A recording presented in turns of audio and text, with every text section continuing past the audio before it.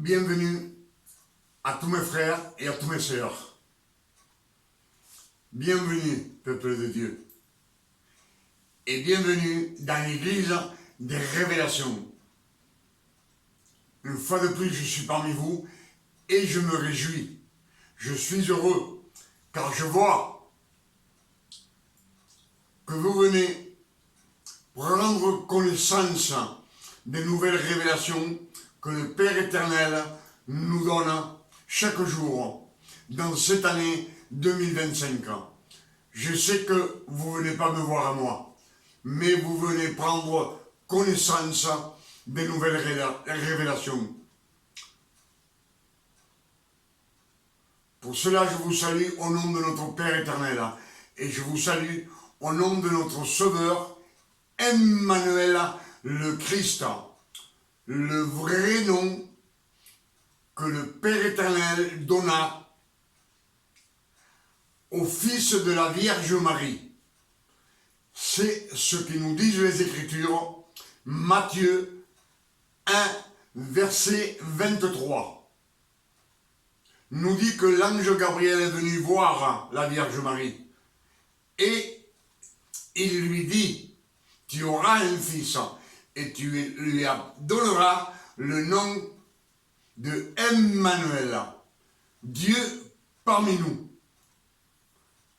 Donc, c'est le Père éternel qui est descendu sur la terre et a pris un corps d'homme, de chair et de sang, comme vous et moi. Amen.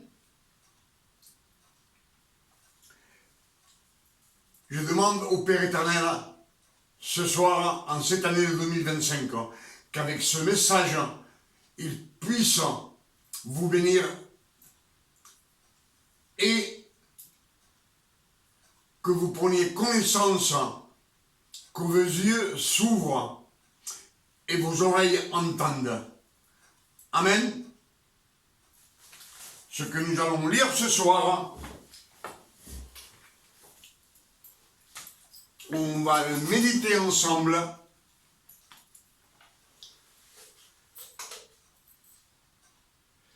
C'est Luc, chapitre 4. Luc, chapitre 4.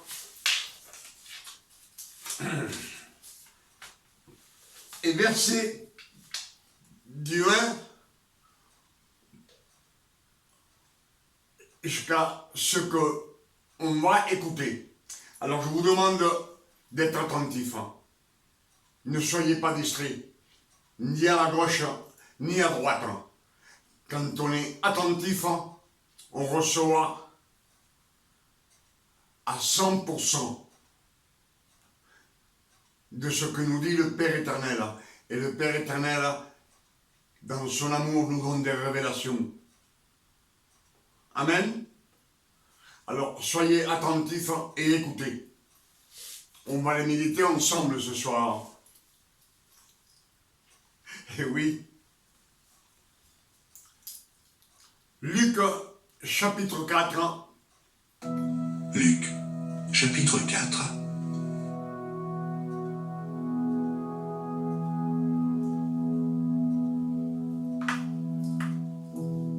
Jésus, rempli du Saint-Esprit, revint du Jourdain, et il fut conduit par l'Esprit dans le désert, où il fut tenté par le diable pendant 40 jours. On voit que le Christ fut amené dans le désert et il fut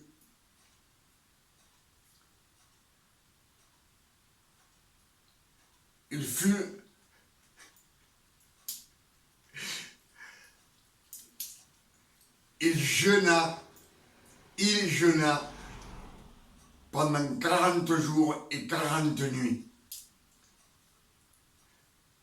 C'est le Saint-Esprit qui le conduit, où il fut tenté par le diable. Pendant 40 jours, il ne mangea pas rien durant ces jours-là. Et après qu'ils furent écoulés, il eut faim. Amen. Il ne mangea rien durant ces jours-là, et, après qu'ils furent écoulés, il eut faim. Le diable lui dit, « Si tu es le Fils de Dieu, ordonne à cette pierre qu'elle devienne du pain. » Le diable lui dit au Christ, si tu es fils de Dieu, ordonne à ces pierres qu'elles deviennent du pain.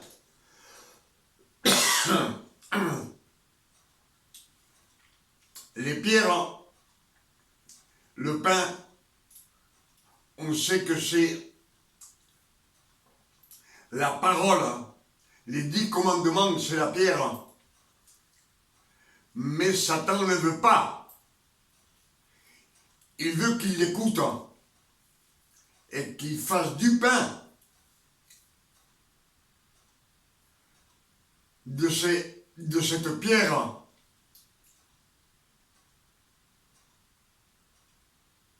S'il l'aurait écouté,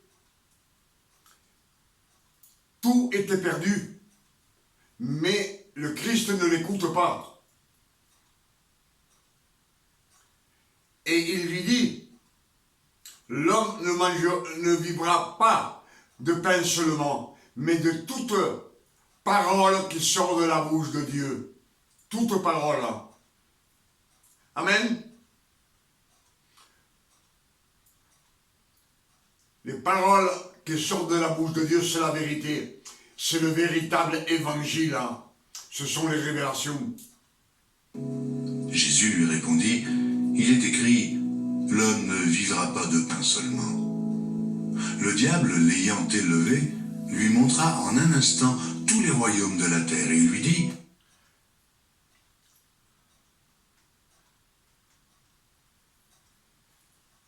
le diable l'ayant élevé, lui montra à un instant tous les royaumes de la terre. Tous les royaumes de la terre. Et il lui dit, je te donnerai toute cette puissance et la gloire de ces royaumes, car elle m'a été donnée. Et je la donne à qui je veux. Amen. Alors on voit que Satan veut acheter le Christ. Il veut l'acheter en lui disant, prosterne-toi devant moi. Et toute la gloire de ces royaumes, je te la donnerai. Il dit, je la donne à qui je veux. Il veut l'acheter. Amen. Je te donnerai toute cette puissance et la gloire de ces royaumes, car elle m'a été donnée, et je la donne à qui je veux. Si donc tu te prosternes devant moi, elle sera tout à toi. Et Satan veut acheter le Christ. Jésus lui répondit, il est écrit, tu adoreras le Seigneur, ton Dieu, et tu le serviras lui seul. Le diable le conduisit encore à Jérusalem. Le diable le conduisit encore à Jérusalem. Le plaça sur le haut du temple et lui dit, si tu es fils de Dieu, jette-toi d'ici en bas, car il est écrit. Le plaça sur le haut du temple et lui dit, si tu es le Fils de Dieu, jette-toi d'ici en bas, car il est écrit, il donnera des ordres à ses anges à son sujet, afin qu'ils te gardent, et ils te porteront sur les mains, de peur que ton pied ne heurte contre une pierre. Là, ce qu'on a écouté, Satan, il ne peut pas le convaincre. Il ne peut pas convaincre le Christ. Ce qu'on a écouté, maintenant il veut le tuer. Il lui dit, saute du temple, en bas. Et on voit que le Christ lui répond toujours par les saintes écritures. Mais Satan aussi. il est écrit,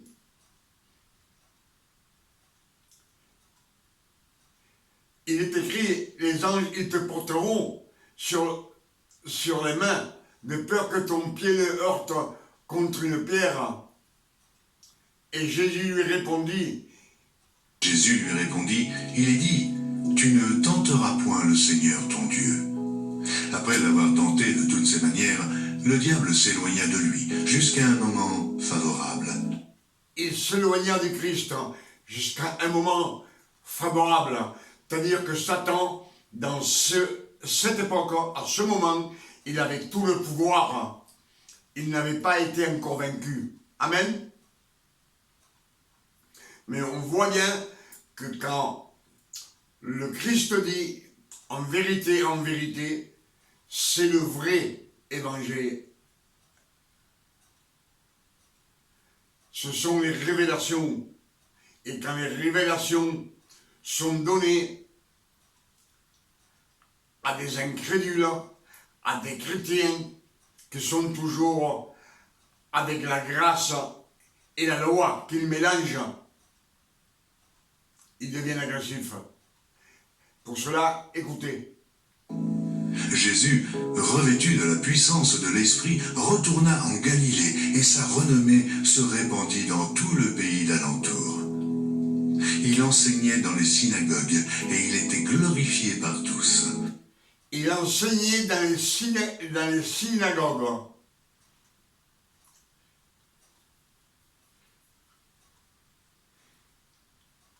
Il enseignait dans les synagogues.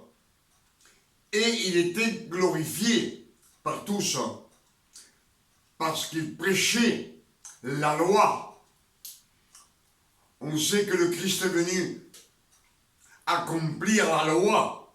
Toute la loi. Les 613 commandements. Amen.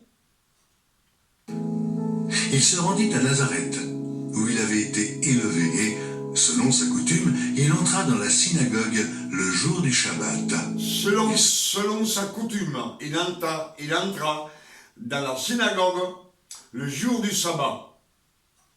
Donc, il prêchait dans les synagogues. On le recevait à bras ouverts. Tant qu'il prêchait la loi. Amen. Se leva pour faire la lecture, et on lui remit le livre du prophète Ésaïe. L'ayant déroulé, il trouva l'endroit où il était écrit « L'Esprit du Seigneur est sur moi, parce qu'il m'a oint pour annoncer une bonne nouvelle aux pauvres. Il m'a envoyé pour guérir ceux qui ont le cœur brisé, pour proclamer aux captifs la délivrance et aux aveugles le recouvrement de la vue, pour renvoyer libres les opprimés, pour publier une année de grâce du Seigneur. » Ensuite, il roula le livre, le remit au serviteur et s'assit. Tous ceux qui se trouvaient dans la synagogue avaient les regards fixés sur lui. Fixés sur lui. Alors, il commença à leur dire « Ils étaient tous étonnés, émerveillés de l'entendre prêcher. On lui donna le livre d'Ésaïe. Amen. Et tous, ils étaient émerveillés de ce qu'il prêchait. Et oui, amen. Aujourd'hui, cette parole de l'Écriture que vous venez d'entendre est accomplie. » Et tous lui rendaient témoignage. Ils étaient étonnés des paroles de grâce qui sortaient de sa bouche. Et ils disaient « N'est-ce pas le fils de Joseph ?»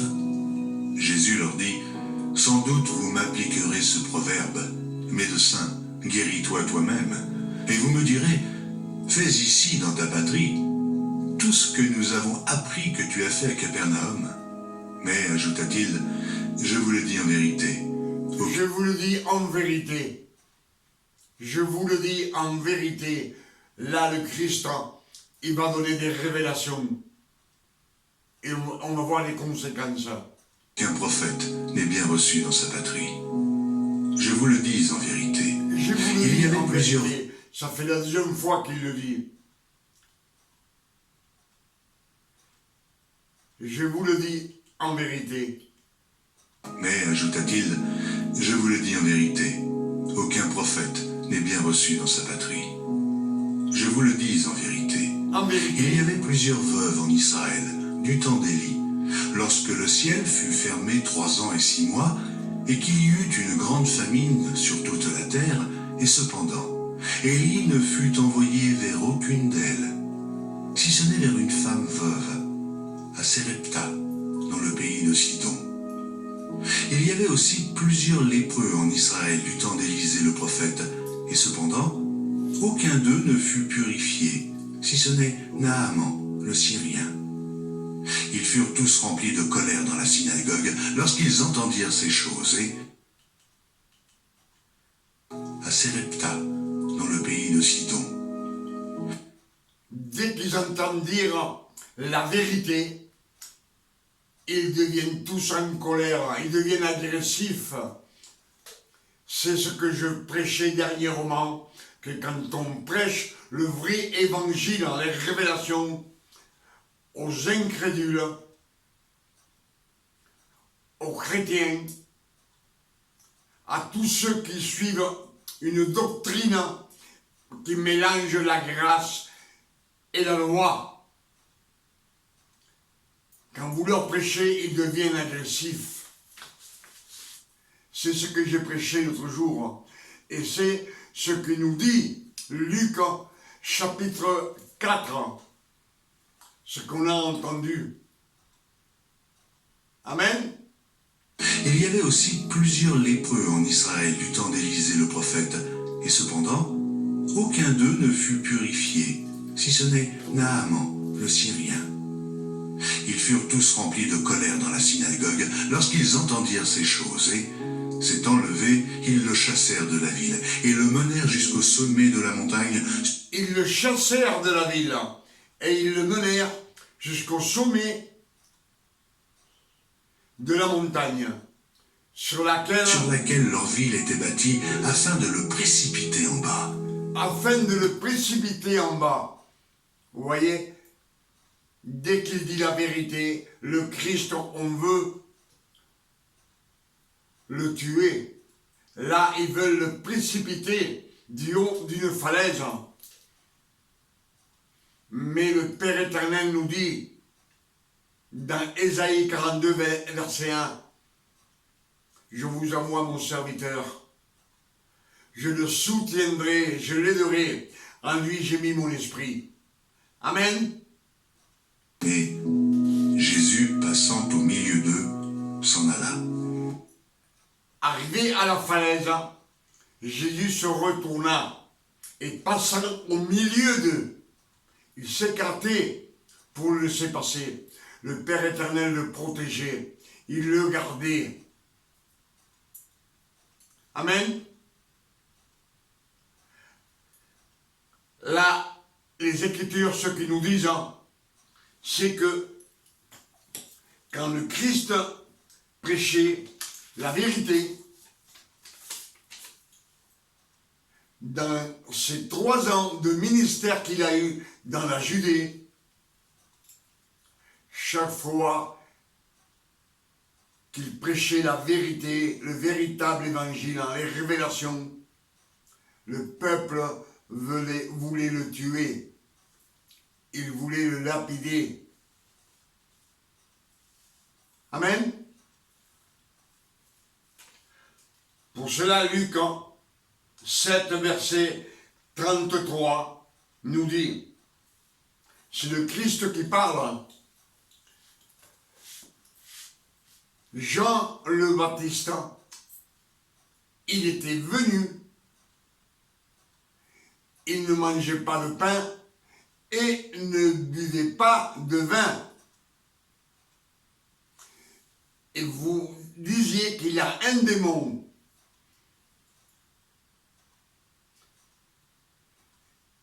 À Jean le Baptiste, quand lui, il disait, il baptisait dans le Jourdain, et il disait, repentez-vous, car le royaume de Dieu est proche. On l'accusait, on le montrait du doigt, on lui disait, il a un démon, qu'il était possédé. C'est le Christ qui parle dans ce verset de Luc 7, verset 33. Et il dit, le Fils de l'homme, il est venu en mangeant et en buvant du vin. Et vous dites que c'est un glouton, un mangeur et un buveur de vin. Les Écritures nous disent qu'il le traite d'ivrogne. Amen. Il est pointé du doigt. Vous voyez bien que à chaque fois qu'il prêche la vérité, le Christ doit partir en courant. Parce que tous ces peuples de Juifs, que ce soit les pharisiens, les Sadduciens, les Lévites, les escribes, tous voulaient le tuer. Ils voulaient le lapider.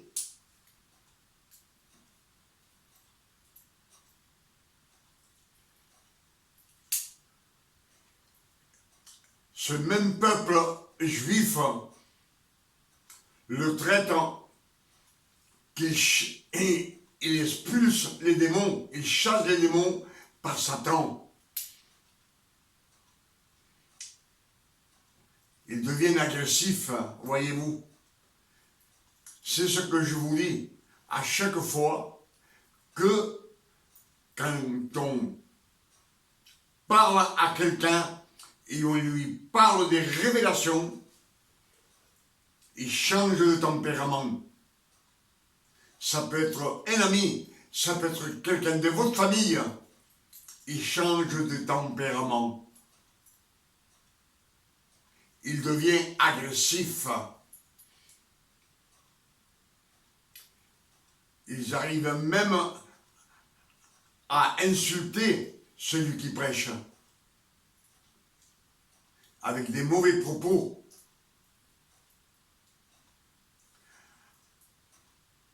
Dans les Écritures, il nous est dit que on ne peut pas mélanger la grâce et la loi. On ne peut pas mélanger la grâce et la loi. Les Écritures nous disent, on ne peut pas mettre du vin nouveau dans une vieille outre.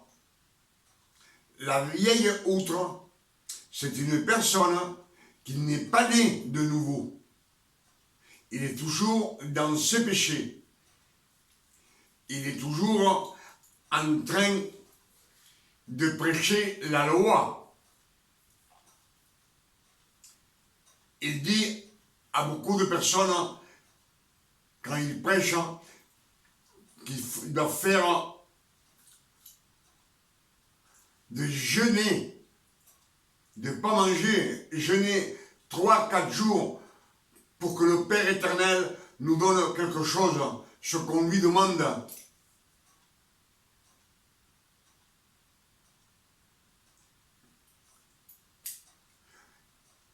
Il prêche qu'il faut demander pardon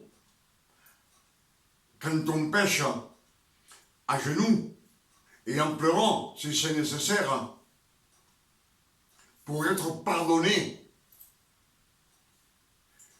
Tout cela fait partie de la loi.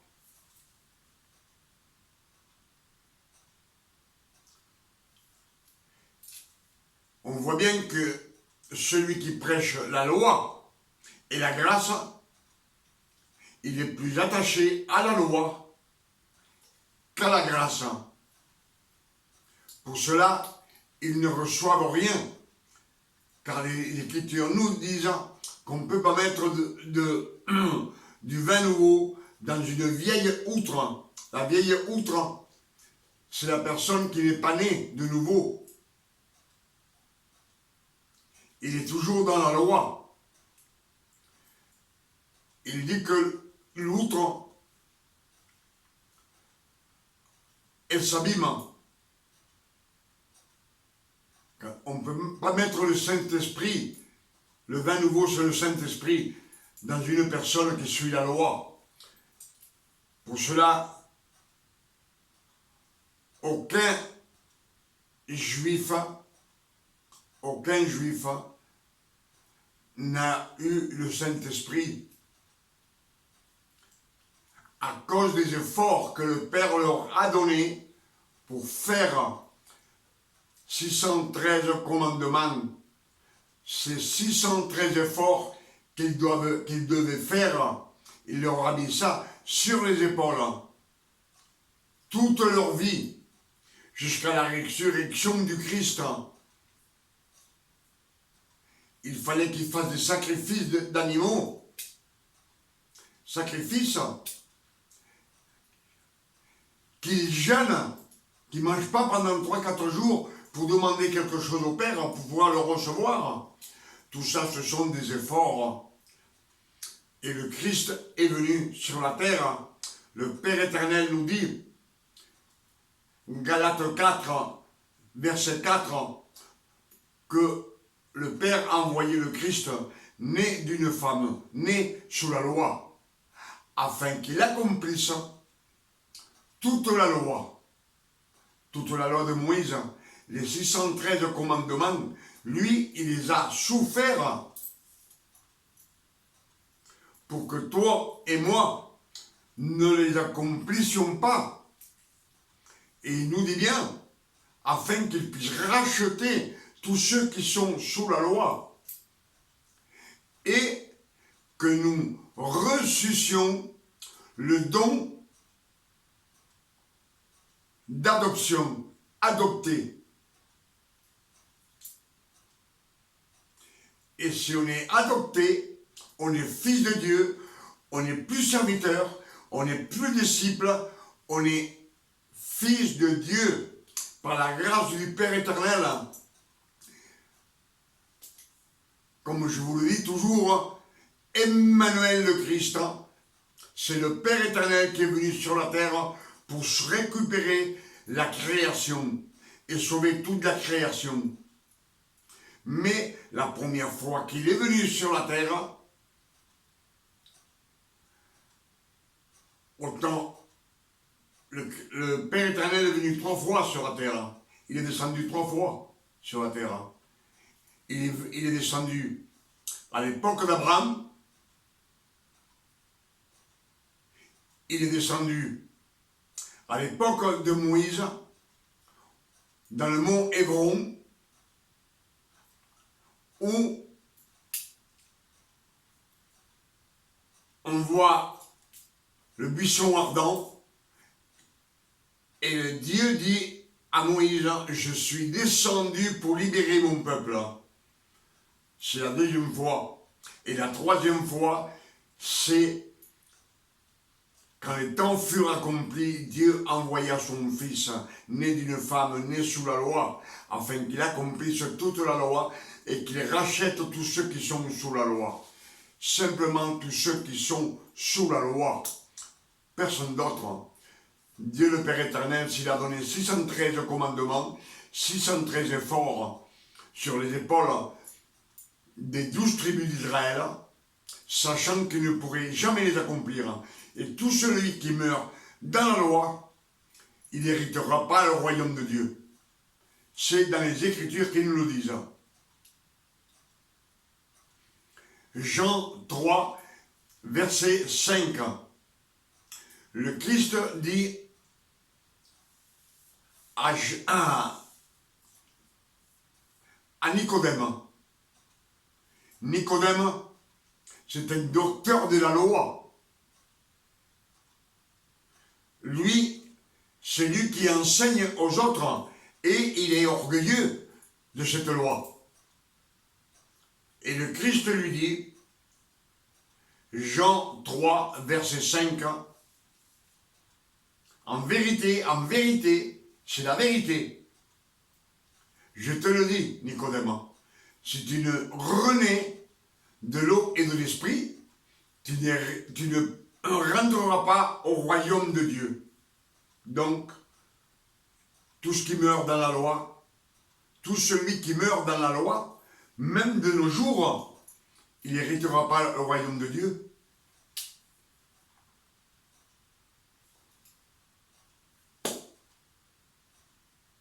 Si le Christ est venu, c'est pour nous racheter de la loi. Pour cela, Galates 5, verset 1 nous dit: le Christ nous a donné la liberté. Il nous a racheté de la loi.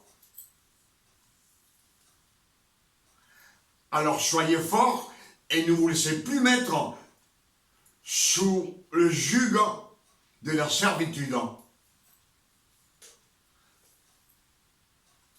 Le Christ est venu, il nous a donné la liberté, il nous a affranchis de la loi. Il nous dit: soyez forts, ne vous laissez plus mettre sur le joug de la servitude. La servitude, c'est d'être un serviteur. Un serviteur, c'est celui qui sert. Un disciple, c'est celui qui apprend un métier et suit un professeur. C'est un disciple. Et nous, les fils de Dieu, qui ont été adoptés par adoption, par la grâce de notre Père éternel, nous sommes fils de Dieu. Amen. C'est ce que nous disent les Écritures. Et ce que je voulais vous dire, que quand vous parlez des nouvelles révélations que le Christ dit à un chrétien qui disent qu'ils sont les fils de Dieu,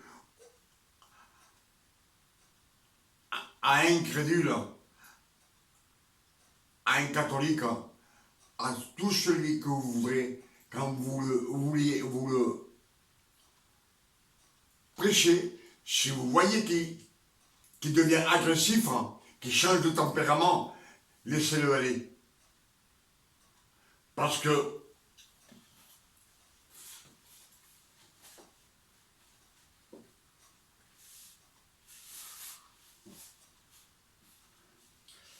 Matthieu 7, verset 6 nous dit: ne jetez pas les choses saintes aux chiens, ni vos perles aux puceaux, de peur qu'ils se retournent contre vous et qu'ils vous déchirent. C'est ce qu'on voit quand on leur prêche. Ils changent de tempérament, ils deviennent agressifs. Les choses saintes, c'est la parole de Dieu, du Père éternel. Ce sont les révélations. Et les perles, c'est la même chose. Il dit: ne donnez pas vos perles aux puceaux, de peur qu'ils se retournent contre vous et qu'ils ne vous déchirent. C'est ce que ça veut dire. Parce que Matthieu 15, verset 27, nous dit comme ça: une femme de la loi, une femme qui vivait sous la loi, dit au Christ, le Christ lui dit: c'est pas bien de donner le pain des enfants aux chiens. Et cette femme répondit: les petits chiens mangent aussi les miettes qui tombent sur la table. Et le Christ lui dit: ta foi t'a sauvé. Donc, que ce qu'on voit, qu'on dit: ne donnez pas ce qui est saint aux chiens, c'est la parole. Amen.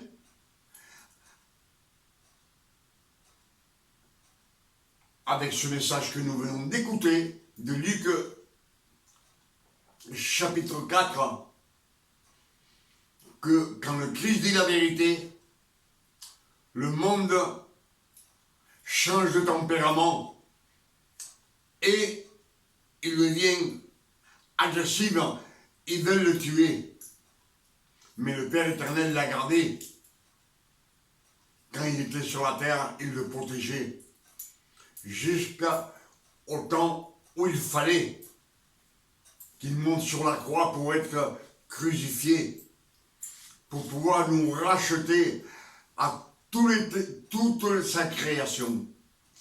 Pour cela, je demande au Père éternel ce soir, en cette année 2025, qu'avec ce message, il puisse vous bénir et vous enlever le bandeau de notre intelligence qui est voilée et les bouchons que nous avons dans les oreilles. Amen.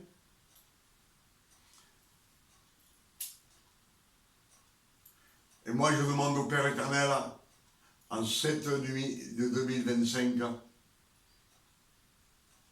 je demande ça, je demande au Père éternel qu'il nous donne une nuit de repos, de tranquillité, de paix, de santé, comme le Père éternel donne à ses fils. Et je dis merci Seigneur, merci pour toutes ces révélations que tu nous as données ce soir, en cette année 2025. Que le nom de Père éternel soit béni, glorifié et sanctifié sur la terre comme au ciel.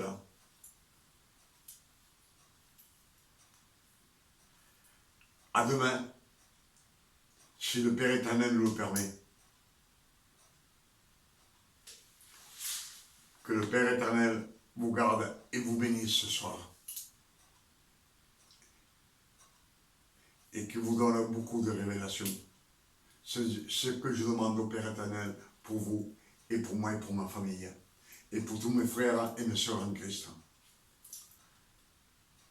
Que Dieu vous bénisse et vous garde ce soir. Amen.